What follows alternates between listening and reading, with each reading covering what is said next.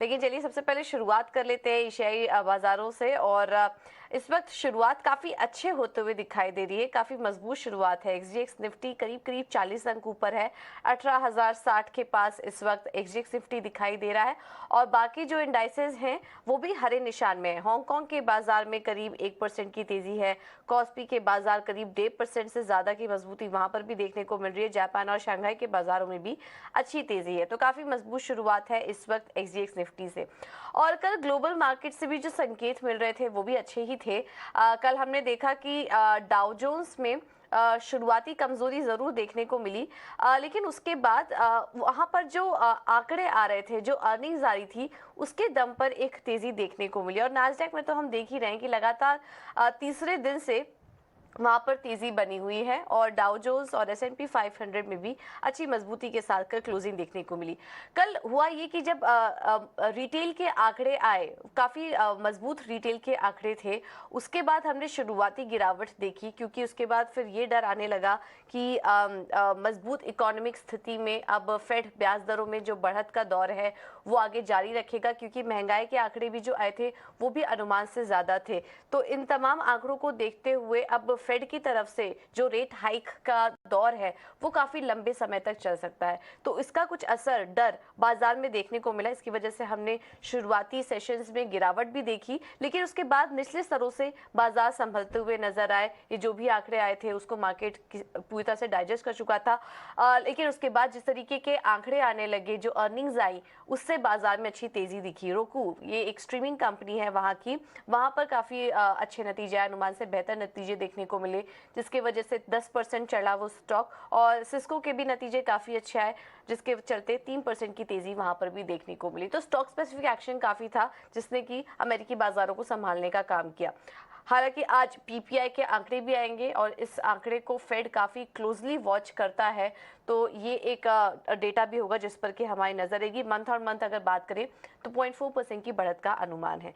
Europe के बाजार भी अपनी ही चाल दिखा रहे हैं, ग्लोबल मार्केट अपनी तरफ, लेकिन यूरोप के बाजारों में भी जो कंपनी स्पेसिफिक जितने भी डेवलपमेंट हो रहे हैं उसके चलते वहां पर तेजी बनी हुई है। हालांकि इकोनॉमिक में अभी भी चिंता बनी हुई है, धीमापन है, लेकिन कंपनी स्पेसिफिक जो भी डेवलपमेंट हो रहे हैं वहां पर, उसके चलते वहां पर तेजी है। FTSE 100 पहली बार 8,000 के स्तर के पार निकला।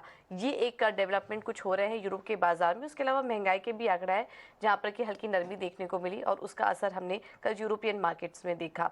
कमोडिटी और बॉन्ड यील्ड्स पर बात करें तो कल जिस तरीके से रिटेल बिक्री के आंकड़े आए, अब फेड के ब्याज दरों में बढ़त की जो चिंता है वो बढ़ रही है, जिसके चलते 10 साल के यील्ड्स हैं वो 3.8% के पार निकल चुके हैं। और काफी ज्यादा तेजी और नर्वसनेस इस वक्त बॉन्ड मार्केट में देखने को मिल रही है। डॉलर इंडेक्स में भी तेजी देखने को मिली, जिसकी वजह से सोने में नरमी आना शुरू हो चुकी है, और एक महीने के निचले स्तर पर कल सोना कारोबार कर रहा था। और ब्याज दरों में बढ़त और इकोनॉमी में धीमेपन की चिंता कल कच्चे तेल में भी देखने को मिली, और वहां पर भी हमने देखा कि हल्की नरमी के साथ कच्चे तेल में भी कारोबार होता हुआ दिखाई दिया। तो कल ज्यादातर हमने देखा कि कंपनी स्पेसिफिक और अर्निंग का असर ज्यादा था मार्केट पर। जो इकोनॉमिक आंकड़े आए वो कहीं ना कहीं मार्केट डाइजेस्ट करता हुआ नजर आया।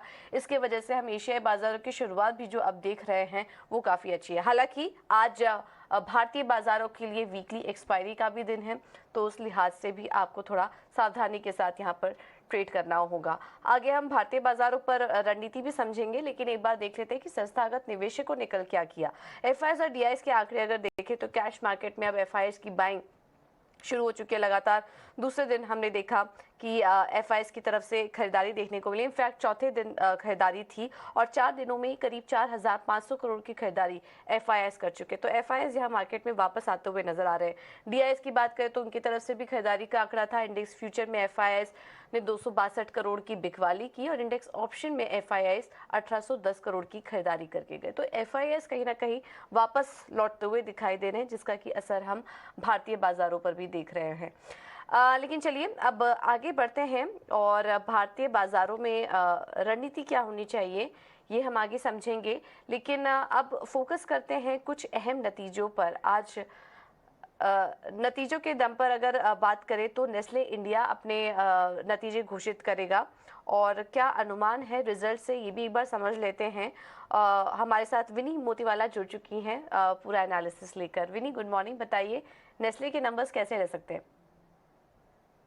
नेस्ले के नंबर्स देखे जाए तो ये टाइम एक्सपेक्टेड है कि नेस्ले की जो ओवरऑल रेवेन्यू ग्रोथ होगी वो अराउंड 15% की रेवेन्यू ग्रोथ होगी। और प्रॉफिट्स अभी ऑप्टिकली देखिए तो स्ट्रॉन्ग प्रॉफिट्स दिख रहे हैं, पर भूलिए मत क्योंकि लास्ट टाइम एक एक्सेप्शनल लॉस था जो हमने यहाँ पे इंक्लूड नहीं किया है लास्ट प्रॉफिट में, तो उसकी वजह से वो 230 करोड़ का एक्सेप्शनल लॉस था। अगर वो इंक्लूड हो जाए तो प्रॉफिट ग्रोथ म्यूटेड होगा, उसकी वजह से ये अभी दिख रहा है 61% का ग्रोथ। उसके अलावा इबिटा की बात करें तो इबिटा और ऑपरेटिंग परफॉर्मेंस, इबिटा में अराउंड 9% की ग्रोथ है expected, while margins contraction expected है क्योंकि इन्फ्लेशन चल रहा है, रॉ मटेरियल प्राइसेस की वॉलेटिलिटी काफी है, तो वहां पे 100 बेसिस पॉइंट की लगभग कॉन्ट्रैक्शन एक्सपेक्टेड है और इबिटा मार्जिन्स एक्सपेक्टेड है 21.7% पे। नाउ रेवेन्यू की बात करें तो जो सपोर्ट कर रहा है रेवेन्यू ग्रोथ को वो है प्राइस हाइक्स कंपनी ने लिए हुए थे, उसके अलावा डिस्ट्रीब्यूशन एक्सपेंशन भी है जो सपोर्ट करेगा ओवरऑल रेवेन्यू ग्रोथ कंपनी को। उसके अलावा जो मोमेंटम है, ग्रोथ मोमेंटम वो कंटिन्यू रहेगी और आउट ऑफ होम कंजम्पशन की जो कंट्रीब्यूशन है वो अभी एक्सपेक्टेड है कि बढ़ जाएगी, तो वो कमेंट्री क्या आ रही है उसके ऊपर, वो एक फैक्टर है वॉच आउट करने के लिए। दोनों इंडिया और एक्सपोर्ट बिजनेस में एक्सपेक्टेड है कि डबल डिजिट ग्रोथ दिखेगी। उसके अलावा factors to watch out for में कमेंट्री क्या आ रही है, जो रिकवरी क्या है ट्रेड चैनल्स में, रूरल डिमांड की क्या कमेंट्री आ रही है, न्यू प्रोडक्ट पाइपलाइंस क्या है कंपनी के लिए, और लास्टली डिमांड ट्रेंड क्या है स्पेशली पैकेज फूड आइटम्स के लिए, ये एक इंपॉर्टेंट फैक्टर है वॉच आउट करने के लिए। बिल्कुल, बहुत बहुत शुक्रिया अविनी आपका ये नतीजे बताने के लिए। तो ऑलमोस्ट हम लास्ट लेग में, और आज तो हम नतीजों पर एनालिसिस करने के लिए 12:30 बजे एक स्पेशल शो भी करेंगे। ऑलमोस्ट सारे अहम नतीजे खत्म हो चुके हैं, लेकिन ये एक काफ़ी अहम नंबर है नेस्ले का, निफ्टी कंपनी का, तो इस पर हमारी नज़र रहेगी कि यहाँ पर किस तरह के आंकड़े निकल कर आते हैं नेस्ले इंडिया के, और ये अनुमान आपको अभी विनी बता रही थी। लेकिन चलिए अब आगे बढ़ते हैं और वापस से मार्केट का रुख करते हैं। और आज स्ट्रैटेजी क्या होनी चाहिए, क्योंकि वीकली एक्सपायरी का भी दिन है, संकेत तो काफ़ी पॉजिटिव मिल रहे हैं ग्लोबल मार्केट से, लेकिन इनको देखते हुए आज भारतीय बाजारों में क्या करें ये बताने के लिए हमारे साथ फोन लाइन के जरिए केवल पटेल जुड़ चुके हैं। केवल, थैंक यू सो मच चीना स्वदेश को समय देने के लिए। आज भारतीय बाजारों में क्या करना चाहिए? जी, गुड मॉर्निंग पूजा। भारतीय बाजारों में आज क्योंकि एक्सपायरी का भी दिन है, वीकली एक्सपायरी में निफ्टी बैंक निफ्टी का आज मेरे ख्याल से थोड़ा सा पॉजिटिव बायस रहेगा। निफ्टी के लिए मेरा रेजिस्टेंस जो है 18,100 18,200 का रहेगा। मैं सपोर्ट के लिए 700 720 के आसपास के लेवल के लिए ध्यान रखूंगा, जबकि बैंक निफ्टी ट्रेड करने के लिए मेरा जो रेजिस्टेंस लेवल है वो 42,000 42,300 के आसपास रहेगा, और मैं सपोर्ट के लिए 41,500 के आसपास मेरी नजर रखूंगा। पॉजिटिव बायस के साथ आप आज निफ्टी और बैंक निफ्टी को ट्रेड कर सकते हैं पूजा।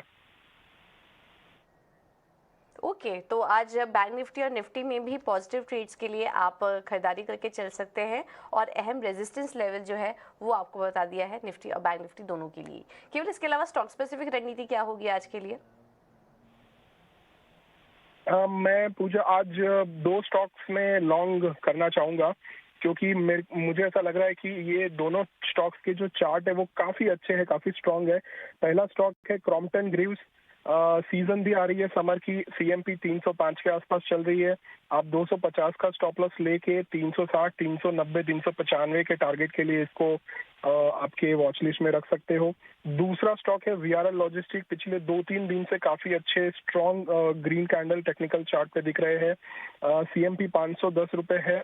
मैं 430 के स्टॉप लॉस के साथ इसको ट्रेड करना चाहूंगा। मेरे जो टारगेट लेवल है वो 590 और 680 के आसपास रहेंगे पूजा।